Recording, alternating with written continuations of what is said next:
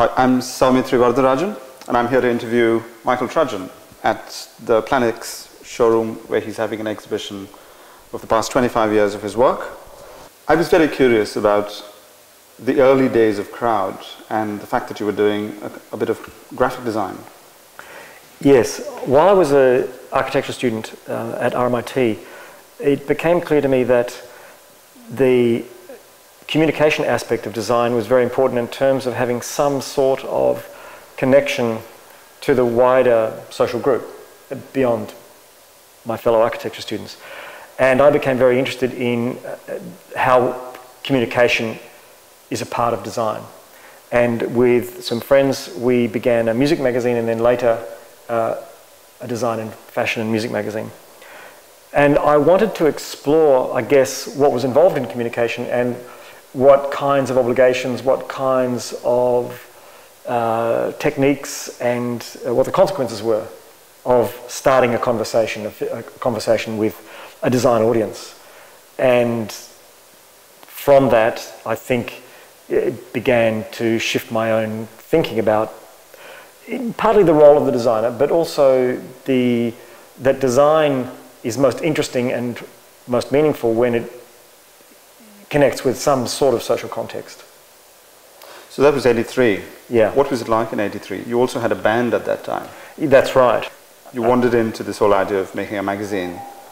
Yeah, I think at that particular time, in the late 1970s, there was a real sense of almost entrepreneurial vigor. The thought was, I think, that opportunities existed culturally for anyone who chose to take them up. And that was very clear in music, with punk, and then with garage band music, with electronica. And you had people starting record labels, people starting magazines, people starting small design practices, and people starting small manufacturing businesses. And so there was very much a sense that the only impedance to executing work was simply one's own initiative and energy. And that was the climate. And so I was probably very influenced by my friends in music, because this was something that was being done a lot, and there were strong models internationally. And I think the people that I started the magazine with were both in the music industry and with Crowd magazine similarly. So that was a really nice cultural lesson to learn, I think. So what sort of stylistic sort of orientation did that early magazine have? Because you've got a very strong, distinct sort of style these days. So it's obviously got its roots back there when you were doing Crowd, the magazine. My training had been architectural.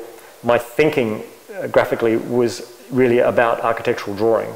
So I was chopping them up, literally, and turning them into graphic devices.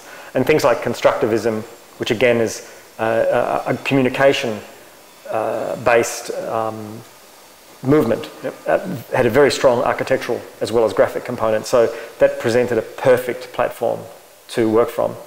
I became then very interested in Japanese graphic design and Japanese architecture. Mm-hmm. And it struck me that Japanese graphic design was probably the most sophisticated of the different contemporary graphic design cultures.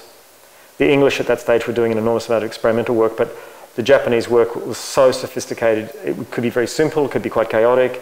The use of colour was incredibly strong, idiosyncratic, and very appealing. Mm-hmm. So I guess decided that I would make the effort to try and but work with ideas that I saw in Japanese graphic design. Would your work, it's said about Japanese graphic design that it's a highly literate society, and everybody's got a very strong sense of graphics, and the aesthetic sort of sensibilities are quite high in Japan. Mm. And when you design in that context, you've got much more latitude. You're not trying to dumb down your design. Did some of that sort of creep into your work? And what sort of Melbourne was it that you were designing for? Well, I think, like a lot of people producing work at that time, we were designing for a very tiny Melbourne. We were designing for a group of people, probably everyone that we ever presented our work to we actually knew. Mm-hmm. Which would be a function of the way Melbourne was at that particular time. So in truth, maybe 500 people. I think there was a real interest at that stage in work that was idiosyncratic and work that was experimental. That was the mood. And whether someone was thinking architecturally or in fashion or graphics or furniture, industrial design, you saw a similar sense of more iconoclastic or adventurous spirit. And people were, that was applauded. And I think coming out of maybe, although the late 60s had been an incredibly experimental period, and the 70s likewise had produced obviously not only artistic but cultural reinterpretation and exploration and experiment. I don't know that a lot of that had actually seeped through to Australian society at that point, and the place really felt like a kind of a slightly sunburnt 1950s society.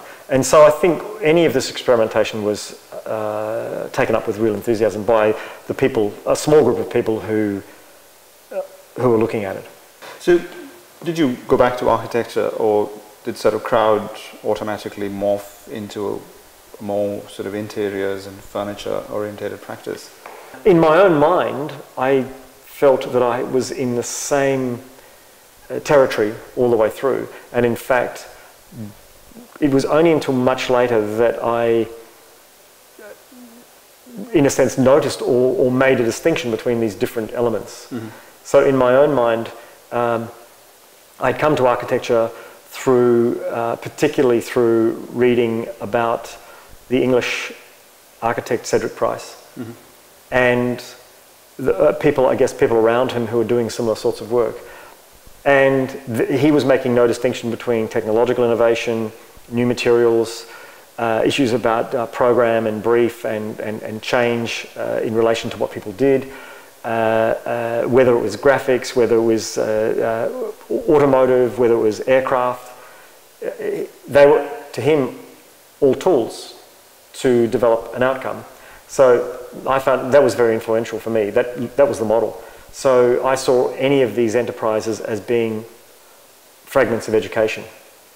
One needed to know about technology, one needed to know about communication, one needed to understand how all these things worked if one was going to look at a problem brought to you by a client and you were going to try and solve it using the very best tools that you thought were available.